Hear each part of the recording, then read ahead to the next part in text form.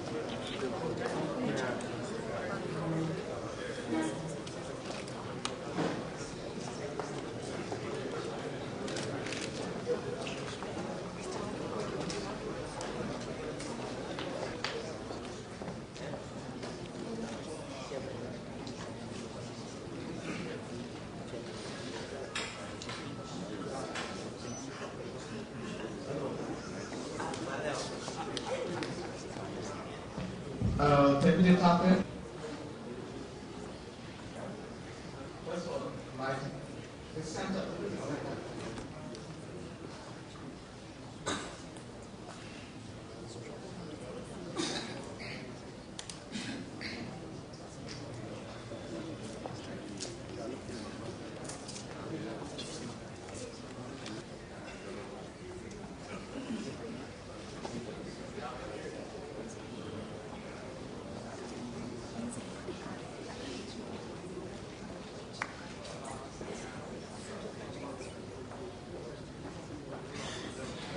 Distinguished ladies and gentlemen, the President of the Republic of Liberia, excellent members of the press, you have to please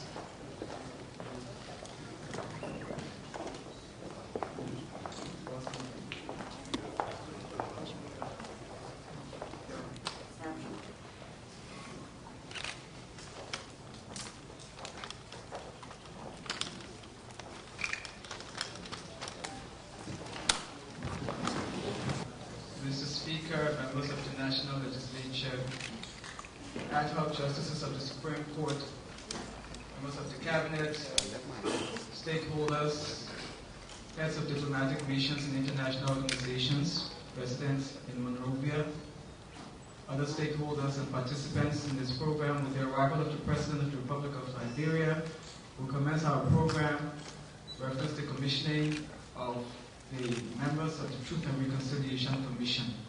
The right Reverend Bishop Arthur Kula to give us the opening prayers.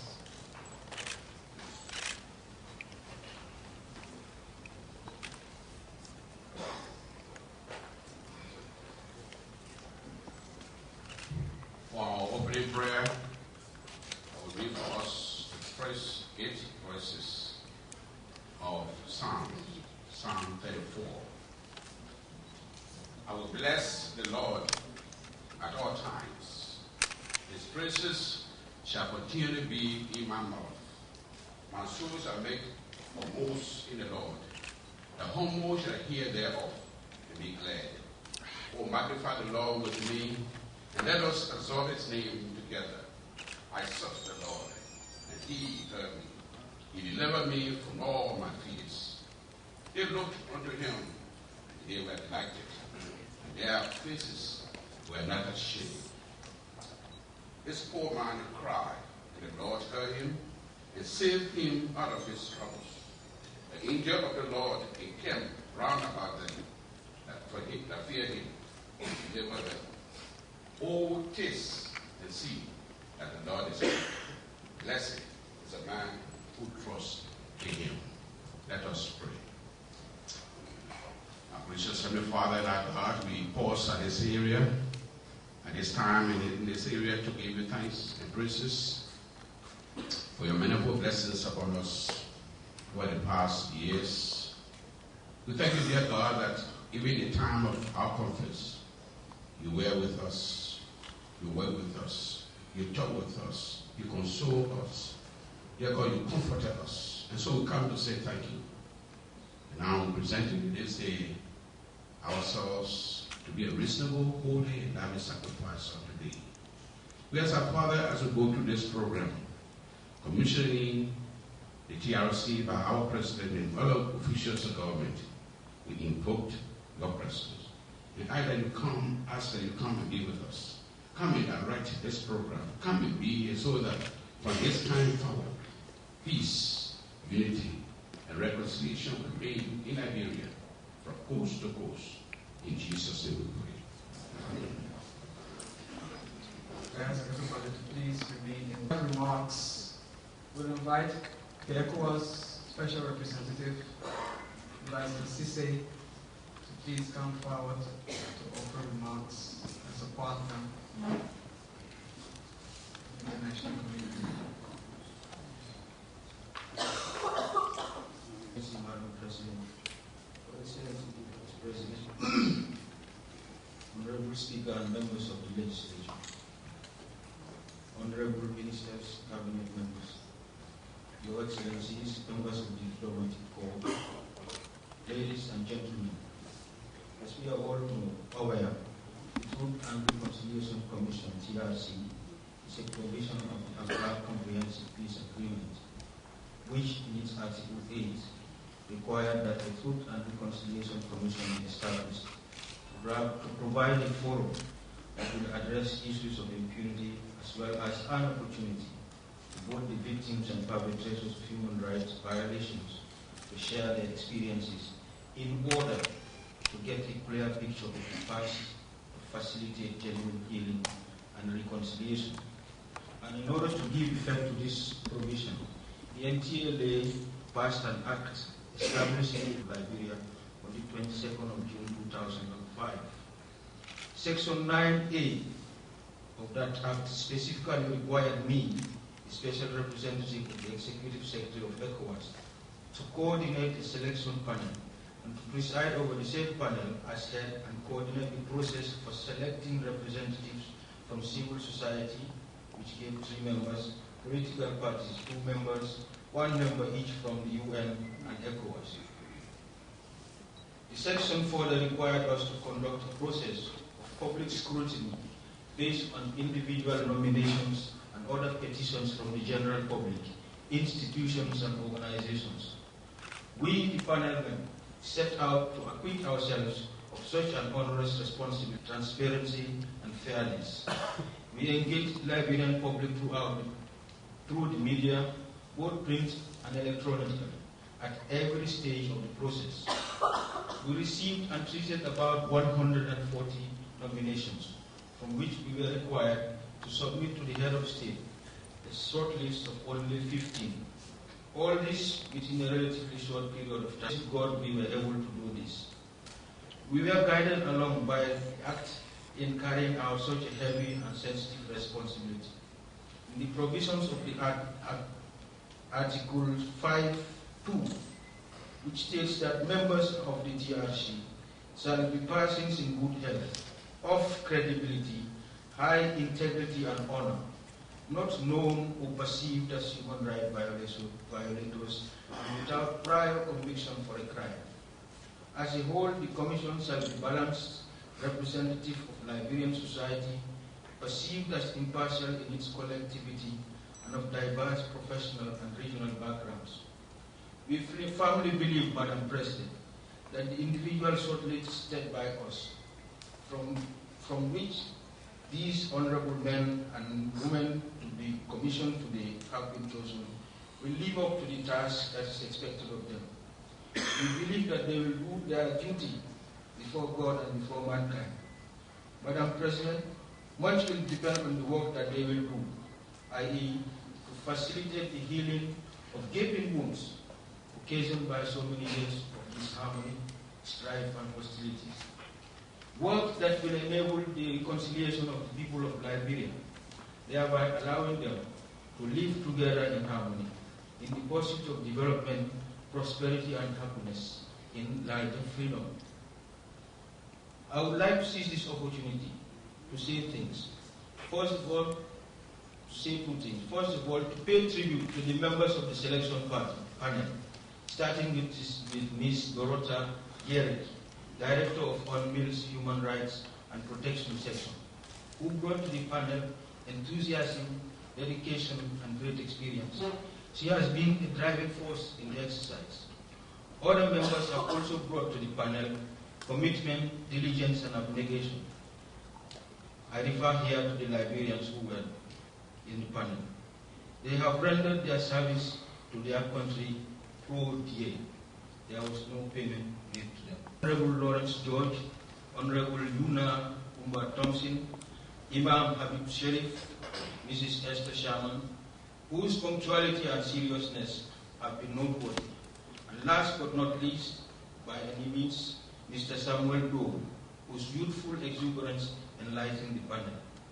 On behalf of the said panel, Madam President, I would like to place on record the invaluable assistance from the United States Embassy in Monrovia. This assistance was both material and diplomatic.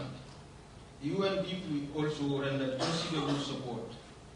And I would like to say also here to the ICGL that their support, both individually and collectively, have encouraged us all along the way. Second segment, Madam President, concludes my statement. It is crucial. Everything will depend on it. It is the wherewithal for the Commission to do any work. As the Commission will soon embark on a drive to mobilize funds, please allow me, Madam Speaker, to suggest the exploration of a potential source, which I think has hitherto not been fully exploited, that is, Liberians in the diaspora. And on this note, Madam President, I conclude my statement. Thank you. Call on Ambassador Alan Doss, the Special Representative of the United States to make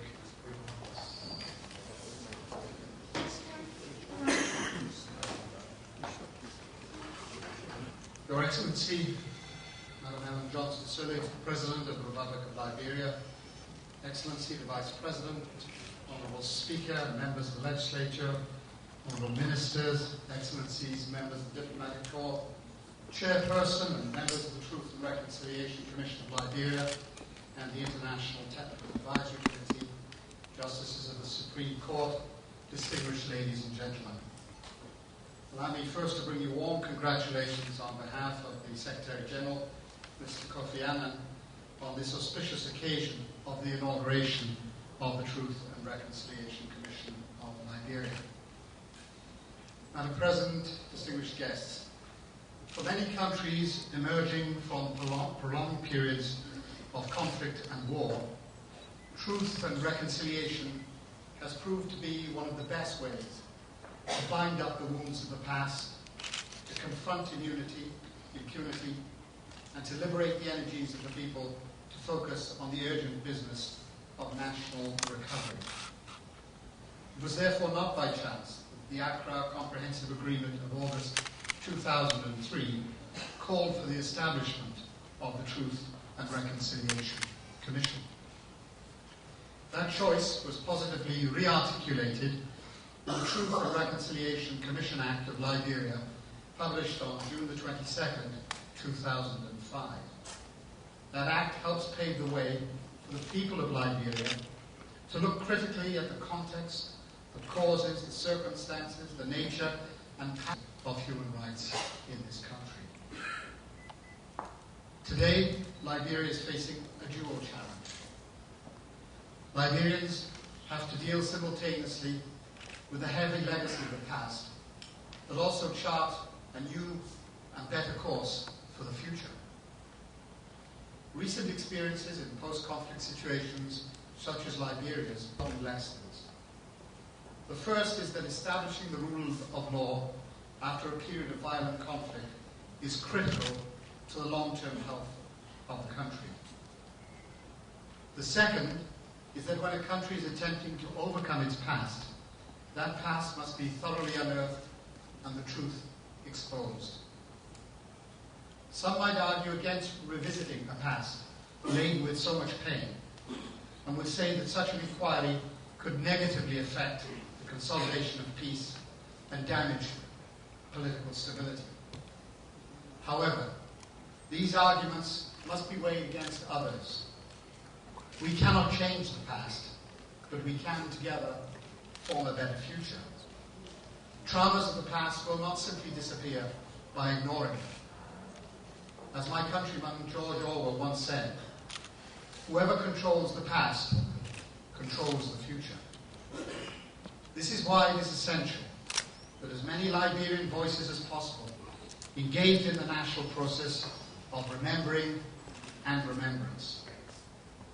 The third lesson is that setting up truth and recovery processes, truth and reconciliation processes, and their ability to contribute to reconciliation have proven their worth. We have good examples from around the world, and we know that the acknowledgement of wrongdoing and the uncovering of truth can help the healing of victims and survivors. Your Excellency, Madam President, distinguished ladies and gentlemen, we in the international community have stood by the people of Liberia as they have drafted the Act, reflecting values that were often forgotten during the conflict. Values such as respect for human dignity, equality and justice, freedom and responsibility, liberty and duty. These are now properly entrenched in the Act, and with it, Liberia is setting its course to enduring peace and development. Your Excellency, permit me to recognize the role of the National Transitional Government of Liberia under the leadership of Mr. Judy Bryant in accepting the call of Liberian civil society to reconstitute the Commission and its leadership during the process which resulted in the selection of this Commission. The international community will continue to support various initiatives aimed at strengthening the capacity of the Commission. And in that connection, I am very pleased to announce this afternoon that UNDP, the UN Development Programme, will make available a grant of $500,000 to the work of the Truth and Reconciliation Commission.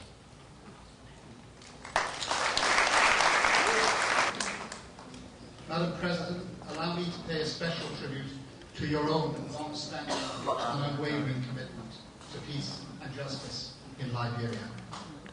Your most recent statement signaling your resolve to combat impunity and to strengthen justice have been very well received by all of us in the international community. The priority you have given to the inauguration of the TRC is yet another proof of your resolve to push ahead vigorously with your agenda of good governance. And to the members of the Commission, on behalf of the United Nations, and I believe the international community as a whole, of our goodwill and of our support as you face up to the enormous challenge of implementing your demanding mandate. I thank you.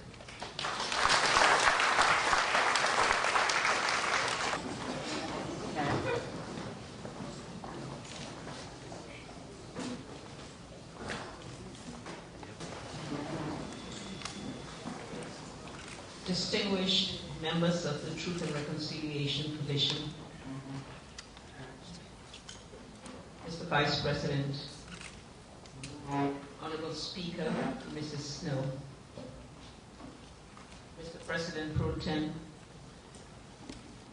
ad hoc justices of the Supreme Court, Excellencies, Doyen, and members of the diplomatic corps here present, our local and international partners, members of government here present, leaders of political parties and civil society organizations, fellow citizens.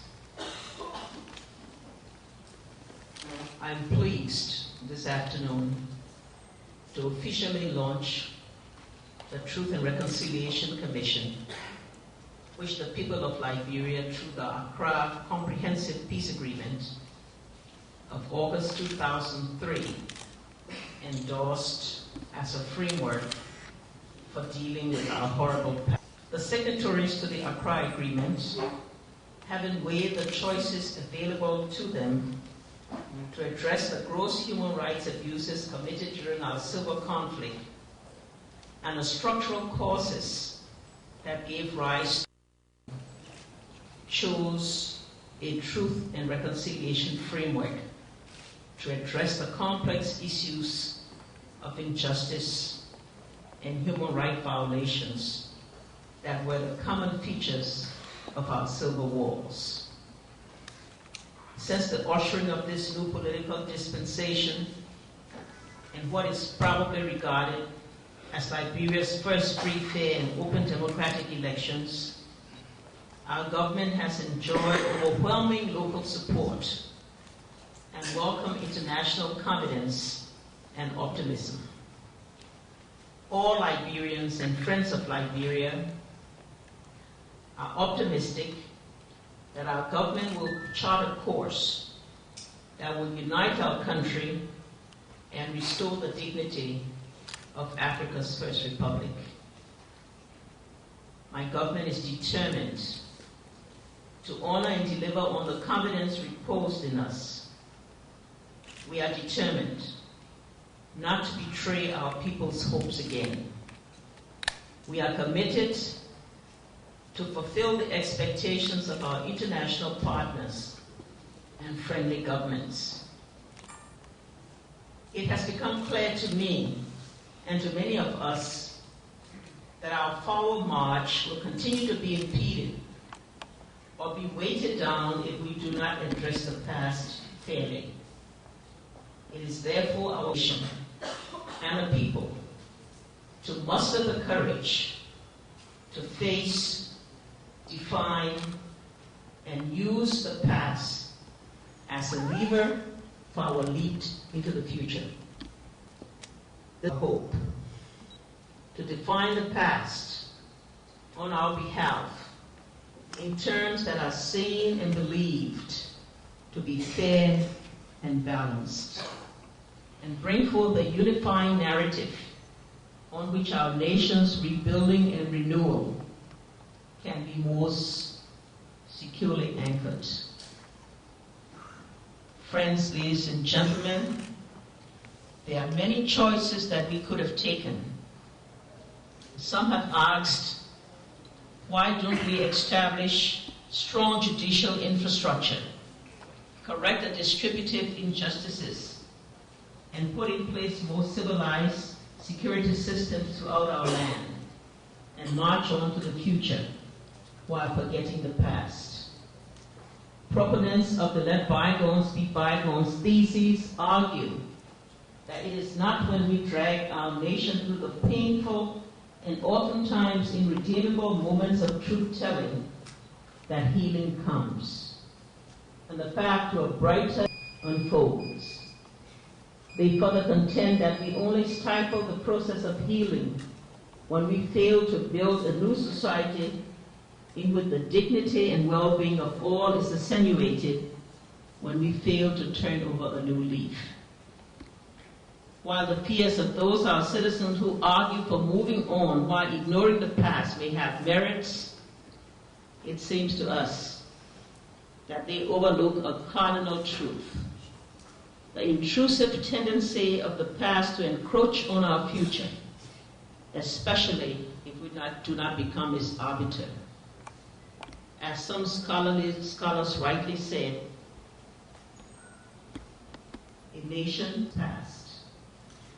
In the truth and reconciliation process, we become the arbiters of our past and therefore take full control of our nation's destiny if we together build a unified and sanctified narrative of our past.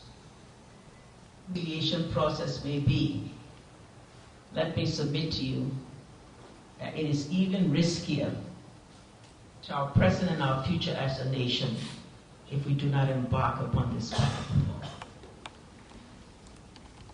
In my own life, I have come to believe that when the truth is told of violence, just by knowing what happened, who committed massacres, such as the Carter Kent, Tupu Road, Garpley, St. Peter Lutheran's Church, River G, and many more, has a cleansing effect that nothing else can offer us as a nation and a people.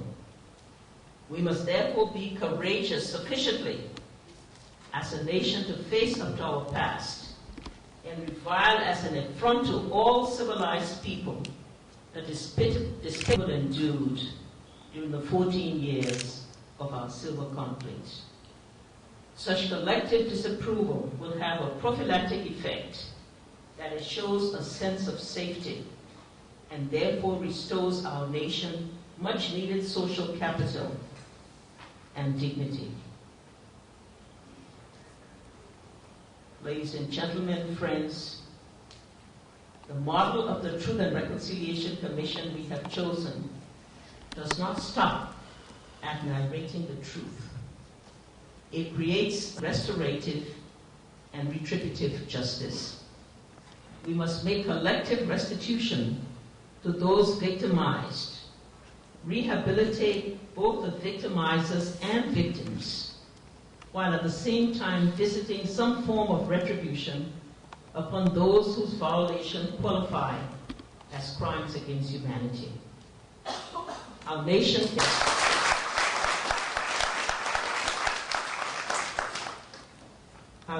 cannot afford to evade justice and the protection of human rights throughout our land, especially of the kind that restores our historical place among civilized nations. Our government will ensure that those culpable of the commission of crimes against humanity will face up to their crimes, no matter when, where, or how.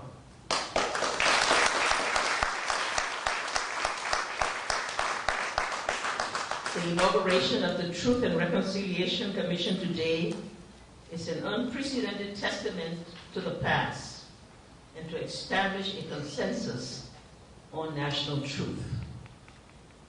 The myths, the mysteries, and the individualized arrogation of the truth will serve no useful purpose. Rather, it will reinforce divisions, suspicions, and smoldering anger. Our nation must therefore dig deep into its past and find a way to develop a national truth which will collectively own and reconcile. There are too many historical fallacies, contradictions, and interpretations that stare us in the face and beg corrective action. Beginning today, we must summon the courage and the will to confront and resolve them.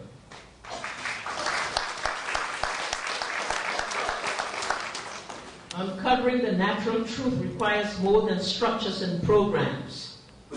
It demands the national will and capacity as imperatives to restoring all relationships, redefining our nation by addressing the crisis of identity, legitimacy, participation, purpose, and authority.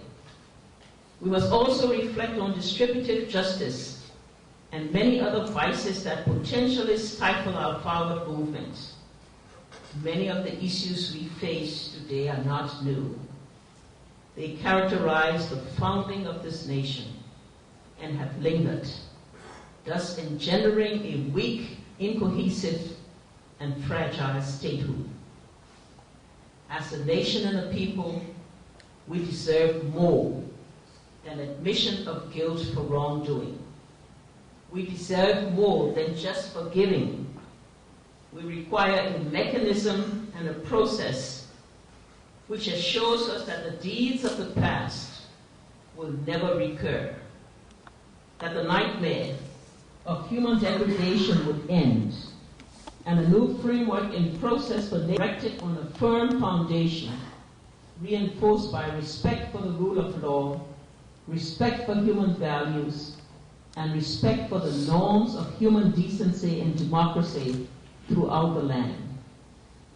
As President, I am hopeful and confident that we are today starting on an important road and journey.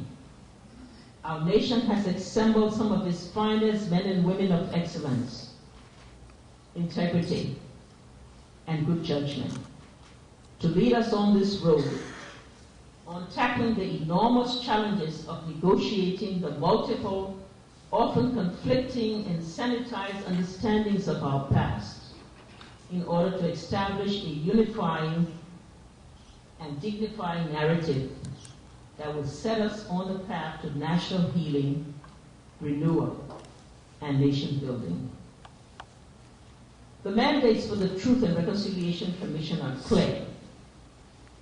You as commissioners will document all abuses, validate and establish the narratives of both victims and victimizers or perpetrators. You as commissioners will be expected to pay particular attention to women, children, the elderly, and other vulnerable members of our society. You as commissioners will provide, at the end of your mandate, clear and workable recommendations on how our nation can collectively restitute the past and move on in unity to face the future. Ladies and gentlemen, it is important for me to state what I believe National Truth and Reconciliation Commissions can and cannot provide.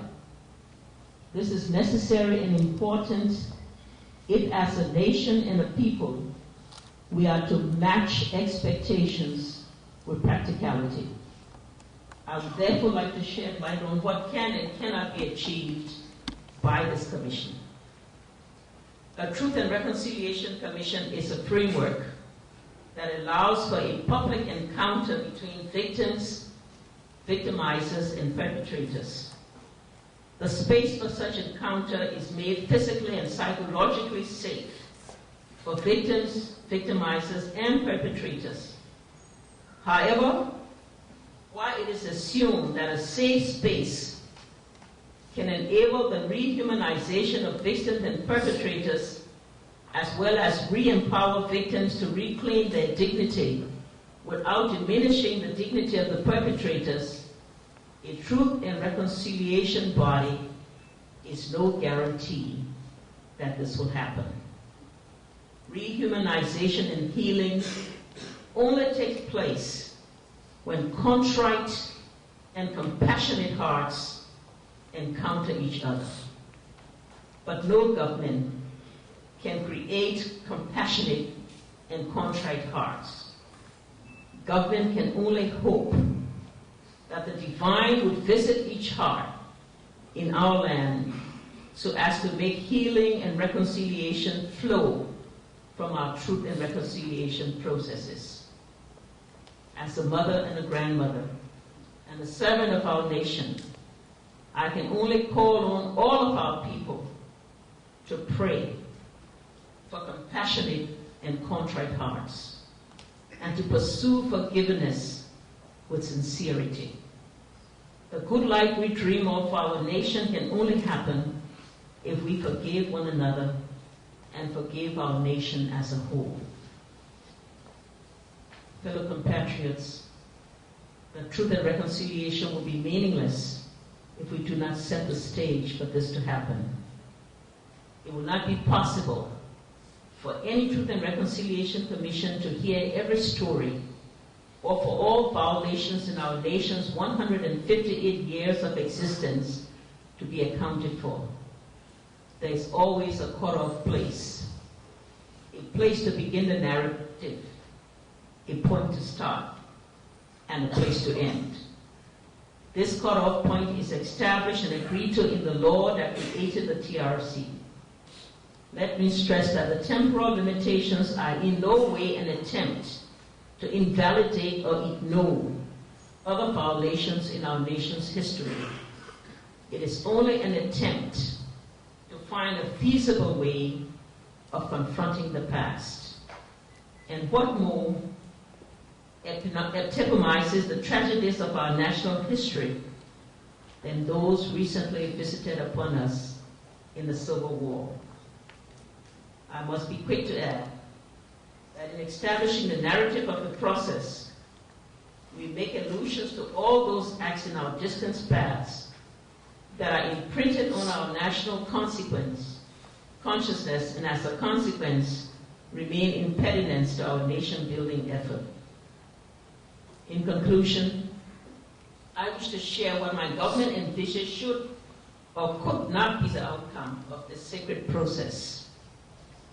First, we look to a process that will cleanse and sanctify our land, a process that will bring all of our people, irrespective of ethnicity, religion, creed, or social status, into a unified national space where the dance of nation building would be made real. On the minds of all of us must be imprinted the consciousness of belonging to our common nation and therefore taking responsibility for its destiny. The sense that we are all in this together, we are all in the same boat, can only be achieved if this commission ensures at all times, in every aspect and phase of its work, that all sectors of our society are included in this process. For example, every ethnicity in our nation must be visible and be given equal representation in all commemorative sites and symbols that emerge out of the TRC process. The approach that makes this possible is one that considers the TRC as a horizontal community-based and not a top-down city-based process. Every nook and corner of our land is violated. I leave the details with a good judgment of you, the distinguished commissioners, that these objectives are achieved. We envision that this process would catalyze our nation to the rewriting of our national history. A nation is made, justified, and distinguished from others by its history. Its collective identity and esteem is determined by the national memory it canonizes. I'm aware that the construction of a national history is a difficult exercise, but it is an exercise without which our nation cannot be rebuilt. The opportunity this process affords us must set the stage for this grand project. Our government will support the coalescing of our national narratives and the rebuilding of a reconciled national memory. We look to a process that grants the rite of passage to those killed during our Civil War. Ours is a nation that must move toward dignifying and honoring its dead. Every belief, every system in our land venerates the dead as our ancestors who preserve the spirit of the land. How they are buried and what ritual grants them passage into ancestorhood is particularly critical. We must be courageous to locate all mass graves and award all of our dead due regard and respect. Demands a radical effort to exonerate our dead from historical right or wrong. The experts assert that it is necessary to accord all our dead the war sacrificial victimhood. They are the ones whose blood cleanses the land. This canonization also enjoins us to inculcate the values of sacrifice and service. Finally, no matter what our past may have been, and the sorrow its pervasive influence may have imposed upon us, we have the power now to remake it and to deploy in the service of our nation a new narrative and the value of sacrifice, service, and nationhood. I wish you well as our government has demonstrated, will continue to support and cooperate with you as you execute your mandate and to bring dignity to our people. God bless you.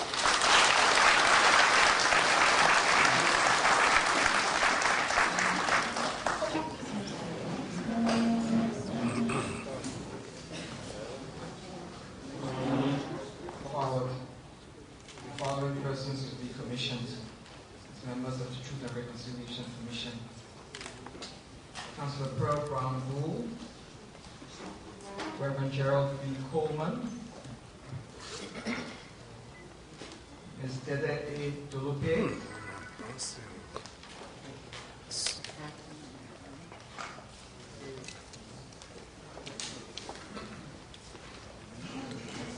Sheikh Kapuma F. Konek,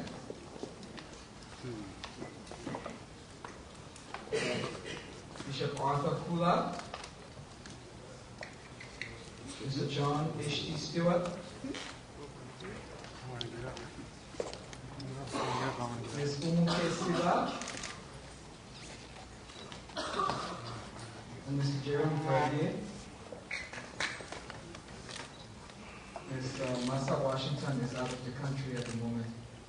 I also call forward the International Technical Advisors, Mr. Kenneth Ajimo Atatu.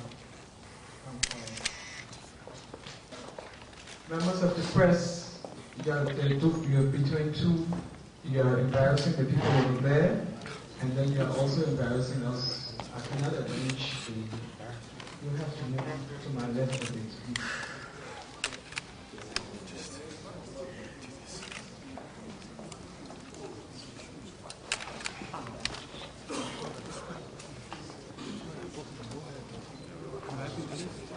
Maybe some of the folks in front, if they can sit down, and we can stand on the It's not a follow.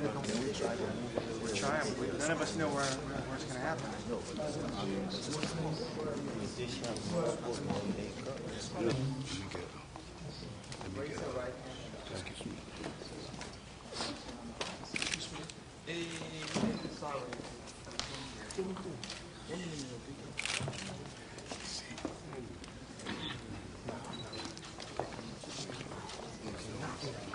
That's why I said a semicircle. So where's the Sorry, now we're ready.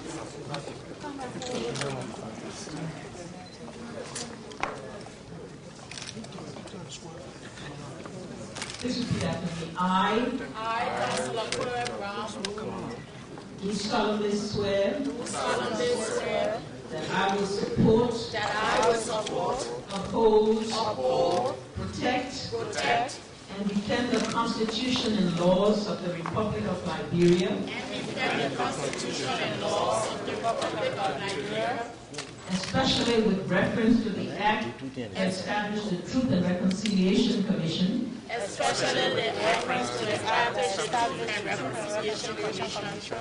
hereby declare on oath that I understand and shall honor the obligation of confidentiality imposed upon me by any provision of the said Act, and shall not act in contravention thereof. This is my oath, so help me God.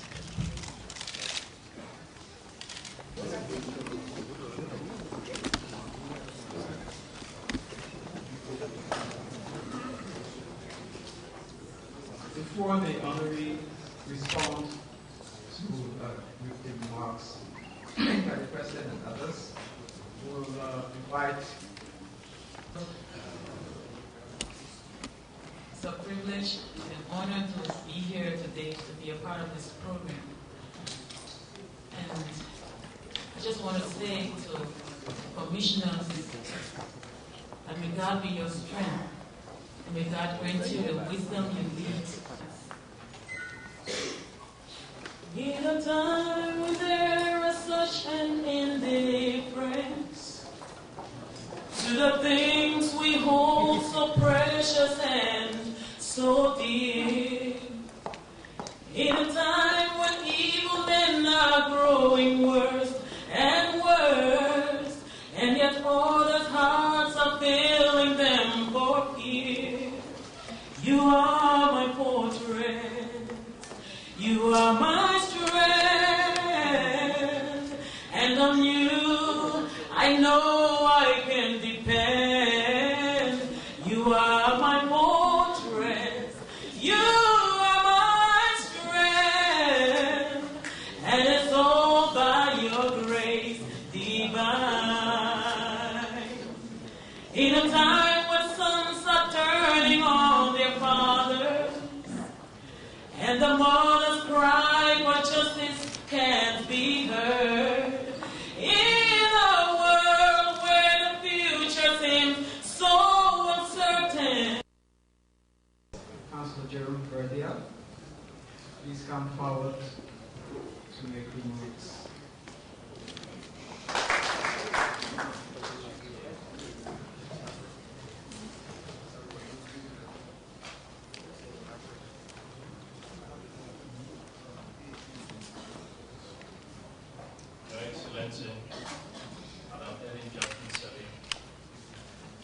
President of the Republic of Liberia, Honorable Joseph Roykai, Vice President of the Republic of Liberia, distinguished members of the Cabinet, Honorable Edwin Snow, Speaker, and distinguished members of the Liberian House of Representatives, Honorable Isaac Yanabo, President of Contemporary, and distinguished members of the Liberian House of Senate, Councillor Yusuf Nabad, and distinguished members of the ad hoc Supreme Court bench, Your Excellencies and distinguished members of the diplomatic corps here present, His Excellency Ambassador Alan Dawes, Special Representative of the Secretary General of the United Nations for Liberia, His Excellency Ambassador Sumana Sise, Secretary General and Special Representative of ECOWAS for Liberia, representatives of the European Union, local and international NGOs here present, members of civil society here present, family members, well-wishers, friends, ladies and gentlemen. Today, February 20, 2006, marks perhaps the last step in Liberia's long journey to lasting peace and reconciliation, which most significantly began in August 2003 with the signing of a comprehensive peace agreement in Accra, the Republic of Ghana. Article 13 of the CPA mandated the establishment of the Truth and Reconciliation Commission of Liberia. Civil society organizations working under the banner of the Transitional Justice Working Group, with enormous support from the Transitional Justice Team of the United Nations Mission in Liberia and the UNDP, took on the mantle and engaged the Liberian people on the transitional justice processes. In the end, the scientifically determined preference of the Liberian people was for a truth and reconciliation process which would address issues of national healing and reconciliation, as well as the pervasive culture of impunity, by investigating the root causes of the Liberian crisis and giving voices to the millions of Liberians and other nationals victimized by the alarming scale of atrocities which violated their rights to life, liberty, property, and all national and international standards of human rights and decency. This preference informed the National Conference of Transitional Justice Actors, which brought together Liberians of diverse academic, professional, and economic backgrounds with assistance and support from HOMIL and the international community here in Liberia, including the technical expertise of the New York-based International Center for Transitional Justice, CTJ. The conference also brought together a host of professionals from the Republic of South Africa, the United States of America, and the Republic of Sierra Leone in drafting the TRC Act, which was enacted into law on June 10, 2005. Our selection as members of the TRC and my designation as chairman of this reputed institution bears testimony to the open, transparent, participatory, and accountable process in the appointment of the members and the selection of its leadership. The appointment process also involved a selection panel under the leadership of ECOWAS and comprising HOMIL, political parties, and civil society, in Liberia, constituting a short list of 15 nominees from a pool of over 100 candidates.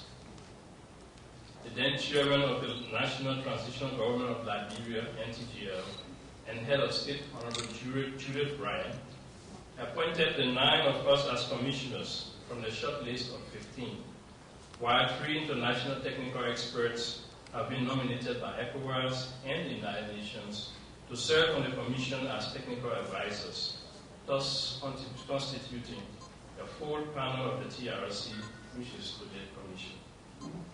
The commissioners have this day designated me as chairperson, Commissioner Gedeh as vice chairperson, and Commissioner Sila as treasurer. I am grateful for and humbled by the trust of my colleagues who made this sober choice after several months of acquaintance and working together. I pray that Almighty God will endow me with the fortitude to justify the confidence reposed in me. As a commission, we draw our individual and collective strength and character from our diverse professional backgrounds and experiences, social, economic, cultural, and religious backgrounds that also reflect a gender, regional, and geographical balance as prescribed by the enabling statute of the TRC. With the mandate for 2 years, the end product of our work will justify the trust and high honor you have accorded us.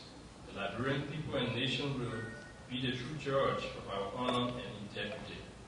The mandate of the Commission is to investigate abuses of powers and privileges, economic crimes, and gross human rights violations under national laws and international humanitarian laws from 1979 to October 14, 2003.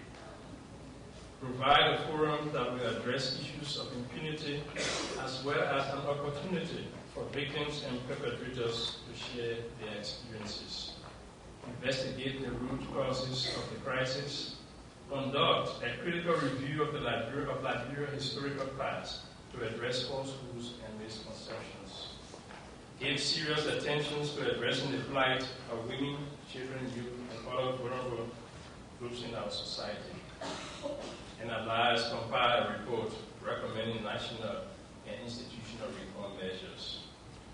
In a society polarized by long years of war and civil strife, the TRC process is justified. It will give voice to the dead and lay the foundation for a more secure and better future in which democracy and accountability will flourish and impunity will be a culture of the past. The TRC process is neither a judicial forum nor a court or tribunal.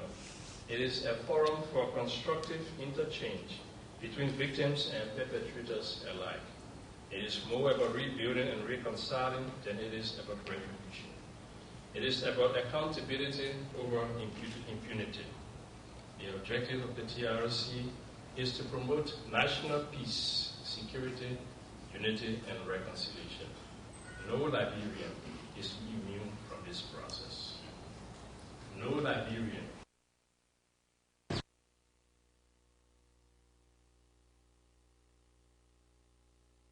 Bangla, the site for workshop and conference town hall meeting will be here at the Bangla Administrative Building, Central Bangla, Bong County.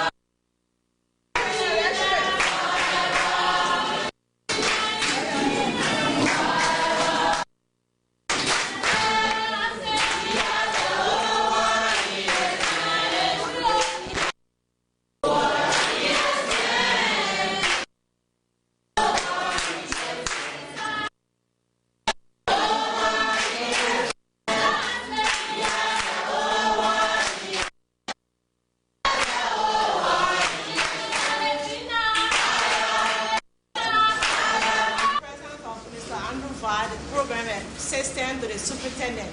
So Mr. Barr will be giving us the word. Honorable commissioners and members of the TRC present, our distinguished participant. We want to take this time to welcome all of you children who have come to this workshop to give your own idea and have an understanding of what the TRC is all about. We want to say you are welcome. On behalf of the superintendent of this county, Madam Julia Duncan, who is on her way now, hurrying to see if she could be here because she's a lover of children, because our rapid rule, she's not here. But we want to welcome all of the TRC members and for at this time of the year to be here to get our kids involved into the function of. Again, we want to say welcome and we wish you a My name is Paula. How it started? Can anybody here tell me how this whole thing started? Anybody got any idea? Anybody got any idea? All right. But everybody here remember World War I, World War II, World War III, not so? Yes. Huh? Yes. Who are here World War I, II, and III? All right here. Probably World War I, Matthew, yeah? Yes. 2, Matthew here? Yes. 3? Yes. How was it? You were happy, you were dancing, or you were running, you were hiding? It was tough. Yeah. Food business was hard. Yes. Then you were afraid before bullet hit you. Yes. All right. But that's what was going on. And everybody wanted the war to stop. You here in the beginning, you wanted the war to stop. Some other in different places in Monrovia wanted the war to stop. The international community, they saw the kind of suffering, the shooting, people dying. rocket falling down, thing must start. So, model, learn, the government, they all agree to say,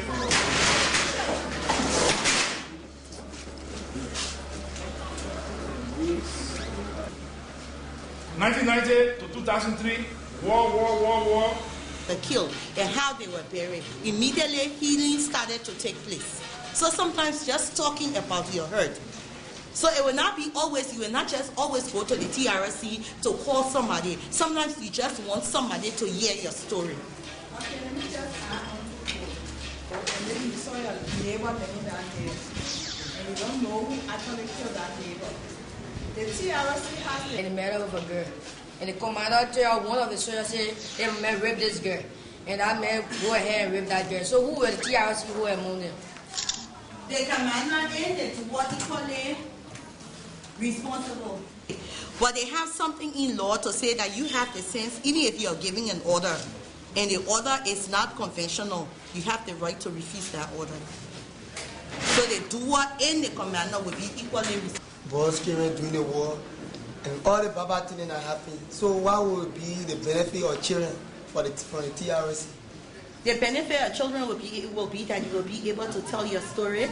You will be able to tell the TRC, this is what we expect government to do for us. Interest of children, to see children to grow up to be decent citizens, we think government should enact XYZ policy for children. So you will be telling TRC what you want your to do for you.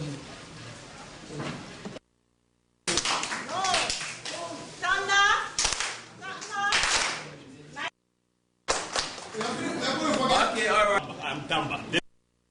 Okay? Yeah, I'm the Child Protection Advisor in UNMIL. I have been asked to make a presentation to you. And the presentation is, how do you say, conventions. And this convention, do you understand what a convention is? Rules? Yeah, but sometimes you can translate. Yeah. You know what you see? They say they got lay down rules. That everybody in the world now agree to. And every country are part of that rule. That people are supposed to do to protect children, to protect big people. Yeah, and these are from the United Nations, the United Nations World Food Program. When you see UNMIL, when you see UNICEF, when you see UNDP, when they talk about, now he's gone, but I think you still remember him, Kofi Annan. They are talking about the United Nations. And the United Nations governs the world orphanages. Is this right? Oh, no. Why do you say no?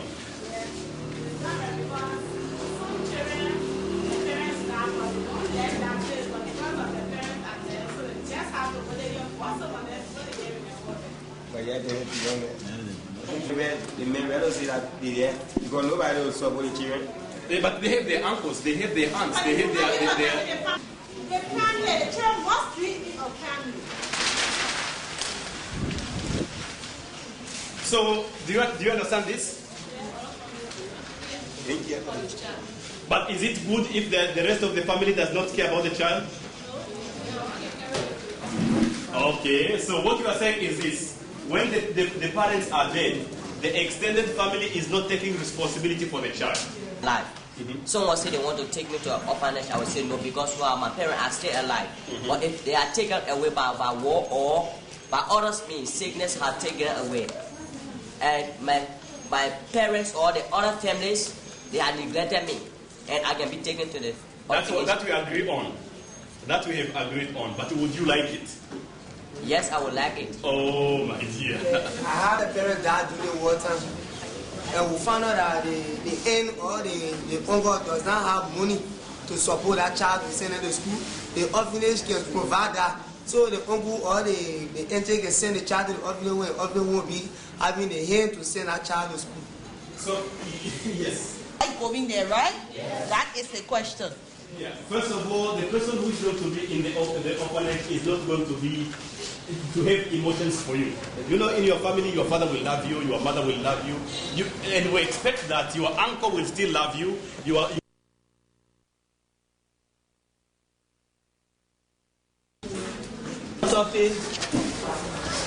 Children should make it. Okay. I'm just trying to tell you that during the war, you know, if nothing happened to you at all during the war, you shouldn't go to the TRC because you feel your friends are going there, carry story. So you say, okay, but I'm a man going there, I ain't going to carry story. You say, you have from your own story and carry the TRC. But in that case, it's not right. Why people trying to tell you here? Okay. What we trying to tell you? Number 2, children should report their stories to the child protection agency for help. Okay. If you feel something happened to you during the war, please give your friend your attention. Because we say you will be keeping brush in your heart for the person. So you shouldn't keep it in mind. You should take it to the child protection agency. And they will easily look into your case and know how to settle it between you and that person. But you shouldn't keep it in mind. You should take it to them. Number 3, children should encourage their friends to report all forms of abuse that we are done against them. Okay. In this case, if you leave from here and you think now you have learned something from here, you can go to your friends, try to encourage them. If someone abuse their right, you can go and encourage them. Say, "Mama, they told everybody to do." You can take it to the child protection agency or the TRC. Then they'll be all looking into your case. But don't keep it. Don't say that. You can take it, but not. When you tell the person that you know who you tell, don't say, "My man, well, I must say I know something." You know, go carry your own that to know. You shouldn't tell your friend to carry wrong information, but you always carry right information. Yeah. Number 4, children should inform their parents about their concern on bad experiences they encountered during and after the war. Children and TRC process. Legislation. Yes. As you just read, we have the radio station. If you listen to the radio and get the people announcing about TRC or the radio, I think you can get an understanding and then you can be convinced through that explanation of what they are saying or the radio. And whenever they having awareness somewhere, then you can say, I want to be part of it, and you can be part of it. Yes. And we get movement around the communities and contact other friends. Yes, we a little from other communities going to your friends, like after school, you're going to your friend to go study with him. And then you'll study your lesson at last while you come to bring about TRC. Because if you have been there before in the awareness, making to know that what you have learned, let him take something into, and then teaching about the TRC. Then next time, when you are going for awareness, then he'll be willing to follow you. He'll be having encouraging to follow you. So, both the children together. Yes. From here now, when I leave from here, I go there, I wear one of them together. I say, play coming from a boss, I boss more to you. Well, I learned something there. So, I put them together, I put them together, I say, I learn, then I start explaining to them about TRC, what I learned. I tell them about their rights, about what they're supposed to do. Their fears, they want to make them afraid so that they must be able to tell the truth. So, if you tell them what they're supposed to do, if you tell them their right, they do their rights, when anyone does something to them, they'll be willing to go to the TRC and carry the TRC. Yes. So you can go to the church or after church, you hear a man walking home. Say, oh man, one time that one side, I want one side. Worship and I learned something from there. But I want you to be part of it one day. And then what you learn from here today, you begin to explain to him, explain about how TRC came about, explain your right, all those things.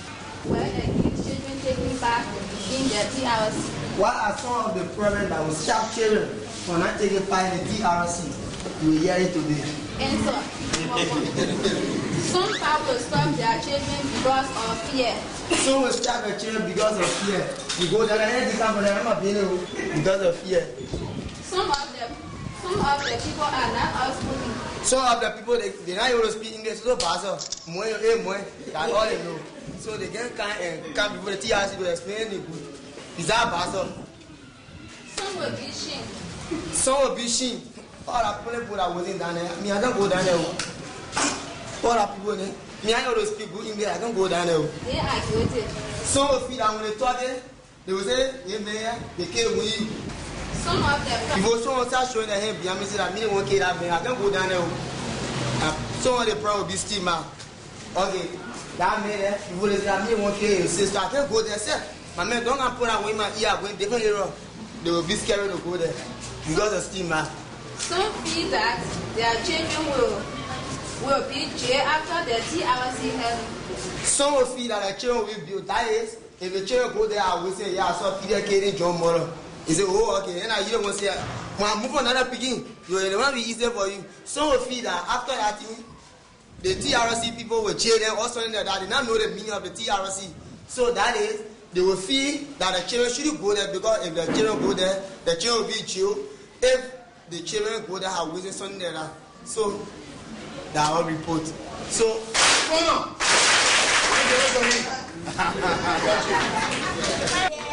Everybody participated, right? Yes. And then most of the things he said, is that true? Yes.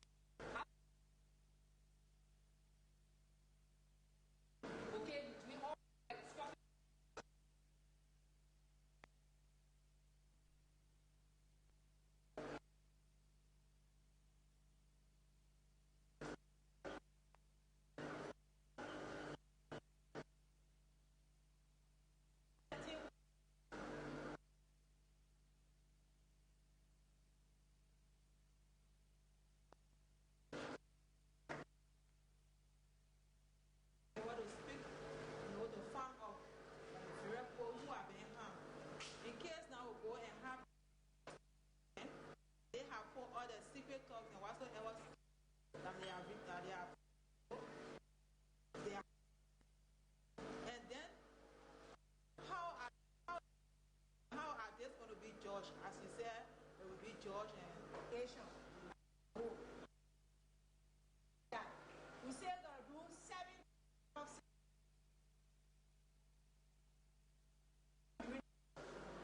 to get a crime.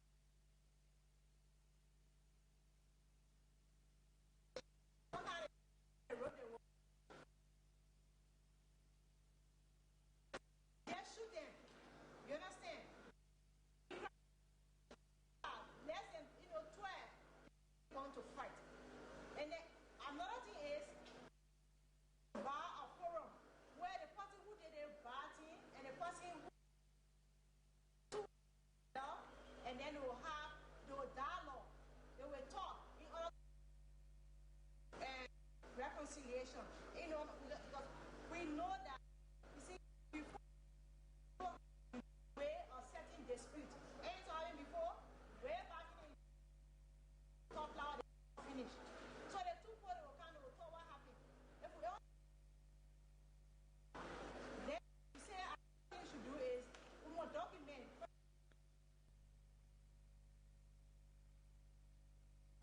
So most that they will never come back. The thing they say, truth.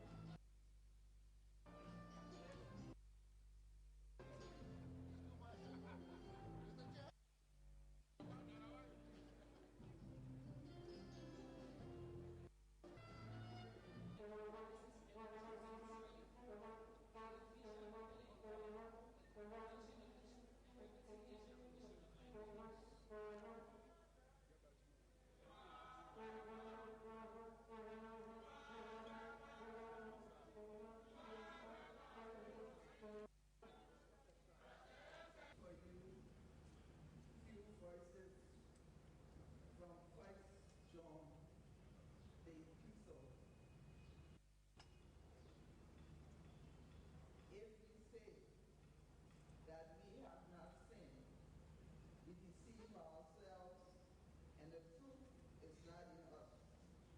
But if we confess our sins, he is faithful and just to forgive us of our sins and to cleanse us from all unrighteousness. Prayer from the heart. May I observe all protocol and say, welcome. Firstly, to our beloved Heavenly Father, as the true parents of us all. Next, to the President of the Republic of Liberia, Her Excellency Elaine Johnson Sirleaf. To all of our distinguished and honorable guests, international and local. To fellow citizens throughout the nation and the world. Youth, children, ladies and gentlemen. I have been given the unique honor, representing the Commission, to welcome you all to this historic occasion. An occasion which I believe history will record as the rebirth to do it right this time around. 16 days ago, the world observed the unique biblical number 666, or 18, represented by the day June 6, 2006. This number has symbolized biblically the mark of evil governance, as in Revelation 13, 17 to 18. Isn't it coincidental that we in Liberia launched our Truth and Reconciliation Commission as a symbolic gateway to a new Liberia in this 6th year of the new millennium and after 27 years of evil, painful government?